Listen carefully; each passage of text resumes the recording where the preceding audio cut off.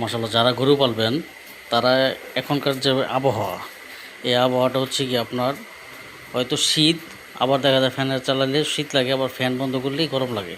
তো সবাই মনে করেন যে ফ্যান বন্ধ করে দিবেন, কারণ হচ্ছে কি ফ্যান যদি না বন্ধ করেন তাহলে দেখা যাচ্ছে যে আপনার গরু ঠান্ডা লেগে যাবে।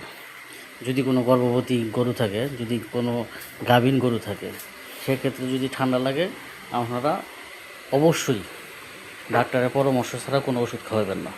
যদি ডাক্তারের পরামর্শ ছাড়া কোনো ওষুধ খাওয়ান তাহলে অবশ্যই আপনার, যদি পরামর্শ ছাড়া যদি ওষুধ খাওয়ান সেক্ষেত্রে হবে কি আপনার মনে করেন যে বাচ্চা নষ্ট হওয়া যাওয়ার সম্ভাবনা থাকে সবচেয়ে বেশি।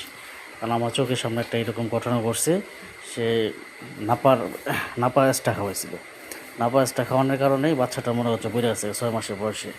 তো আপনারা এখন হয়তো ফ্যান বন্ধ রাখবেন, কয়েল ধরাই দিবেন গরুরে, কয়েলটা সেফটি জায়গায় রাখবেন যাতে এই কয়েলে কোনো সমস্যা না হয়। হ্যাঁ, যাতে কয়েলে কোনো সমস্যা না হয়, এটা মনে করেন যে মাথায় রাখবেন, যাতে কয়েলে আমরা আবার আগুন না ধরে যায়। তো মাশাআল্লাহ আমার একটা স্বপ্নটা হচ্ছে যে আমি অতি তাড়াতাড়ি আমি ঘাসের জমি নিতেছি, সবাই দোয়া করবেন। ঘাসের জমিটা নিয়ে আমি ফ্যাটারিং করার যে গরুগুলো, ষাঁড়, মহিষ, তারপরে হলো গিয়ে আপনার যে খাসি, ছাগল, এটি এই 3টা নিয়ে কাজ করব, 3টা প্রজেক্ট নিয়ে কাজ করব।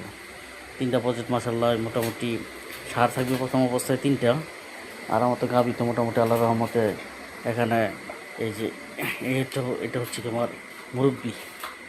হ্যাঁ, এটা হচ্ছে আমার এখানকার মুরব্বি, যাই রাত্রে ভালো দেখা যাচ্ছে না, অন্ধকার।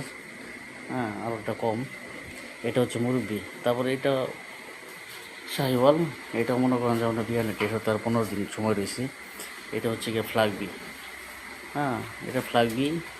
এটা হচ্ছে কি মাশাআল্লাহ করে 4টেই মনে করেন যে আমার দুধের গাবি হবে। আর এই দুটো হচ্ছে গিয়ে বকনা, হয়তো সামনের বার এই দুইটা মনে করেন যে আপনার হবে। এই দুইটা সামনের বার মনে করেন যে হওয়ার সম্ভাবনা আছে। যেহেতু সামনে দুইটা হওয়ার সম্ভাবনা, তো আমি মনে করেন যে গাবি নিয়ে কাজ করব ঈদের পরে, কুরবানির পরে। আর কুরবানির আগে মনে করেন যে আমি কাজ করবো গিয়ে মনে করেন যে আপনার ষাঁড় নিয়ে, যাতে কুরবানি ঈদের মধ্যে 3-4টা ষাঁড় বিক্রি করা যায়। আর মহিষ নিয়ে কাজ করবো গিয়া কুরবানির পরে, যেটা জব করে বিক্রি করার জন্য। এরকম 2টা মহিষ পালবো, 4টা মনে করেন 4টা মহিষ পালবো, 4টা গরু পালবো, ষাঁড় গরু পালবো। এটি নিয়েও মনে করেন যে কাজ করবো। মাশাআল্লাহ সকলে দোয়া করবেন। আমার প্রজেক্টটা আস্তে আস্তে আপনাদের সকলকে দেখাইনি, গাছ চাষের প্রজেক্ট, সেটাও দেখাবো।